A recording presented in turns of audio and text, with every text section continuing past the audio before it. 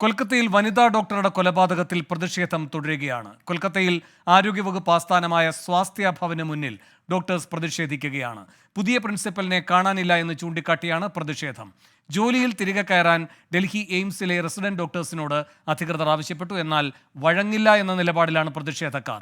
തന്നെ ബലാത്സംഗം ചെയ്യുമെന്ന് സമൂഹ മാധ്യമങ്ങളിലൂടെ പ്രതിഷേധക്കാർ ഭീഷണിപ്പെടുത്തിയെന്നാരോപിച്ച് തൃണമൂൽ മുൻ MP മിമി ചക്രബർത്തി രംഗത്തു വന്നു. ബൽറാം നെടുങ്ങാടി കൊൽക്കത്തയിൽ നിന്നും, വിനിത VG ഡൽഹിയിൽ നിന്നുമാണ് കൂടുതൽ വിവരങ്ങൾ നൽകാൻ ചേരുന്നത്. ആദ്യം ബൽറാം നെടുങ്ങാടിയിലേക്ക്. ബൽറാം, എന്താണ് ഇപ്പോൾ അവിടുത്തെ പ്രതിഷേധത്തിന്റെ സാഹചര്യം? ഈ പുതിയ പ്രിൻസിപ്പലിനെ കാണാനില്ല എന്നൊക്കെയുള്ള വിമർശനങ്ങൾ ഉയരുന്നത് എന്തുകൊണ്ടാണ്?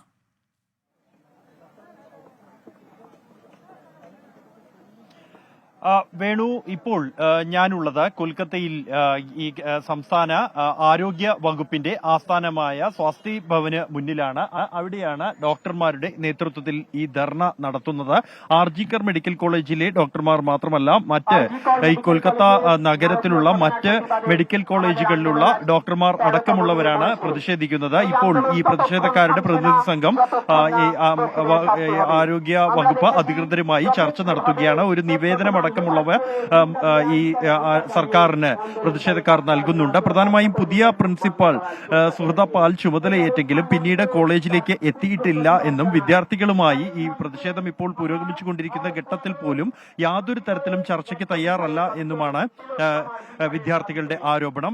പ്രിൻസിപ്പൽ ചാർജ് എടുത്ത അന്ന് തന്നെ അവർ നടത്തിയ പരാമർശങ്ങൾ വലിയ വിവാദമായിരുന്നു. തന്നെ അനുസരിച്ചില്ലെങ്കിൽ താനും ചർച്ചയ്ക്ക് തയ്യാറാവില്ല, തന്നിൽ നിന്ന് കൂടുതലൊന്നും പ്രതീക്ഷിക്കരുത് എന്നായിരുന്നു പ്രിൻസിപ്പാളുടെ പ്രതികരണം എന്നുള്ളത്. തുടർന്ന് വലിയ പ്രതിഷേധം പ്രിൻസിപ്പൽ നിന്നും മൊഴിയെടുക്കാൻ CBI സംഘം എത്തിയ ഘട്ടത്തിൽ ഉൾപ്പെടെ വലിയ പ്രതിഷേധം ക്യാമ്പസിലുണ്ടായി. അതിനെ തുടർന്നാണ് പ്രിൻസിപ്പലിനെ കാണാനില്ല എന്ന മുദ്രാവാക്യങ്ങളുള്ള ബാനറുകളും പോസ്റ്ററുകളുമായി വിദ്യാർത്ഥികൾ പ്രതിഷേധിക്കുന്നത്. വിദ്യാർത്ഥികളുടെ സുരക്ഷയടക്കമുള്ള വിവിധ ആവശ്യങ്ങൾ ഉന്നയിച്ചുകൊണ്ടുള്ള നിവേദനമാണ് സംസ്ഥാന സർക്കാരിന് കൈമാറിയിരിക്കുന്നത്. എന്തായാലും അല്പസമയത്തിനകം തന്നെ പ്രതിനിധികൾ തിരികെ എത്തും. അതേസമയം മുൻ പ്രിൻസിപ്പൽ സന്ദീപ് ഘോഷിനെ CBI ഇന്ന് തുടർച്ചയായി 5ാം ദിവസവും ചോദ്യം ചെയ്യുകയാണ്.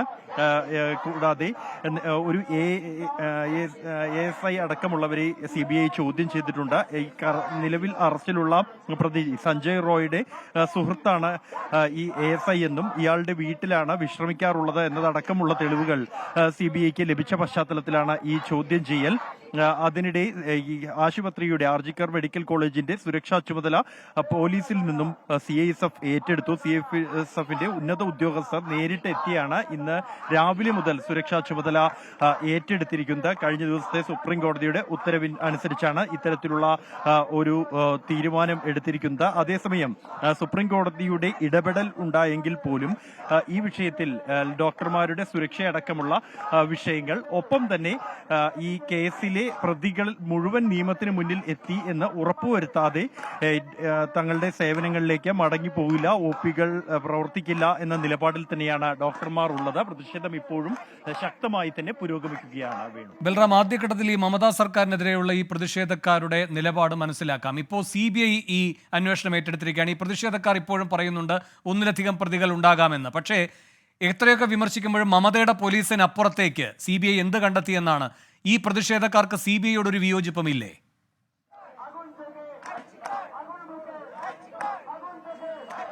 തീർച്ചയായും ഉണ്ട് വേണു. CBIയുടെ നടപടികളിൽ പ്രത്യേകിച്ച് തുടക്കം മുതൽ തന്നെ 2ാം ദിവസം മുതൽ തന്നെ ഈ ഡോക്ടർമാർ പ്രതിഷേധം രേഖപ്പെടുത്തിയിട്ടുണ്ട്. ഇവർ CBI അന്വേഷിക്കാൻ എത്തുമ്പോഴും ആവശ്യപ്പെട്ടിരുന്നത് കേസിന്റെ അന്വേഷണ പുരോഗതി തങ്ങളെ അറിയിക്കണം എന്നുള്ളതാണ്. എന്നാൽ അത് CBIയുടെ ഭാഗത്തു നിന്നും ഉണ്ടായില്ല എന്നുള്ളതാണ് ഇവരുടെ ഒരു പ്രധാന ആക്ഷേപം. CBI ഈ അന്വേഷണം ഇപ്പോൾ 7ാം ദിവസത്തിൽ എത്തി നിൽക്കുമ്പോഴും ഇതുവരെയും മാധ്യമങ്ങളോടോ ഈ ഡോക്ടർമാരോടോ അന്വേഷണ പുരോഗതി സംബന്ധിച്ചോ അല്ലെങ്കിൽ മറ്റേതെങ്കിലും തരത്തിലുള്ള ആശയവിനിമയമോ നടത്തിയിട്ടില്ല.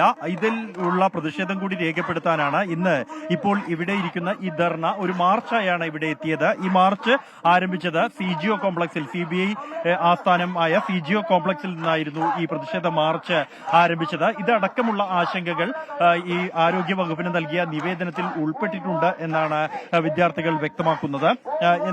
ഈ വേണു സൂചിപ്പിച്ച പോലെ തന്നെ ഒരു പ്രതി, അതായത് കൊൽക്കത്ത പോലീസ് 12 മണിക്കൂറിനകം അറസ്റ്റ് ചെയ്ത സഞ്ജയ് റോയ് എന്ന പ്രതിക്ക് അപ്പുറത്തേക്ക് ഒരു അറസ്റ്റ് നടത്താൻ പോലും CBIക്ക് കഴിഞ്ഞിട്ടില്ല.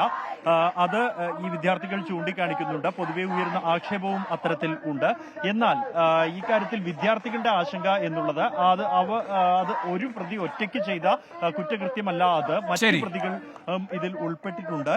അതുകൊണ്ട് തന്നെ ഈ ഒരു പ്രതി മാത്രമാണ് എന്ന തരത്തിൽ മുന്നോട്ട് പോവുകയാണെങ്കിൽ മറ്റ് പ്രതികൾ, ഈ ഗുരുതര കുറ്റകൃത്യം ചെയ്ത മറ്റ് പ്രതികൾ അപ്പോഴും ക്യാമ്പസിൽ സ്വസ്ഥമായി വിഹരിക്കുകയായിരിക്കും. അവർക്കിടയിൽ എങ്ങനെ സ്വസ്ഥമായി ജോലി ചെയ്യും എന്നുള്ളതാണ്. അതുകൊണ്ട് തന്നെ മുഴുവൻ പ്രതികളും നിയമത്തിന് മുന്നിൽ വന്ന ശേഷം മാത്രം, അത്തരത്തിൽ നീതി ഉറപ്പാക്കിയ ശേഷം മാത്രം ഇനി സേവനം OP അടക്കമുള്ള സേവനങ്ങളിലേക്ക് മടങ്ങിപ്പോയാൽ മതി എന്ന തീരുമാനത്തിൽ തന്നെയാണ്. ശരി, കൊൽക്കത്തയിൽ നിന്ന് ബൽറാം നെടുങ്ങാടിയാണ് വിവരങ്ങൾ നൽകുന്നത്. അവിടെ ഡോക്ടർമാരുടെ പ്രതിഷേധം തുടരുകയാണ്. ആരോഗ്യവകുപ്പ് ആസ്ഥാനമായ സ്വാസ്ഥ്യ ഭവന് മുന്നിലാണ് ഇപ്പോൾ അവരുടെ പ്രതിഷേധം നടക്കുന്നത്. ഡൽഹി എയിംസിലെ റെസിഡന്റ് ഡോക്ടേഴ്സും ഇപ്പോഴും ഈ പ്രതിഷേധവുമായി മുന്നോട്ട് പോവുകയാണ്. ആ പ്രതിഷേധം അവസാനിപ്പിക്കില്ല എന്ന നിലപാടിലാണ്.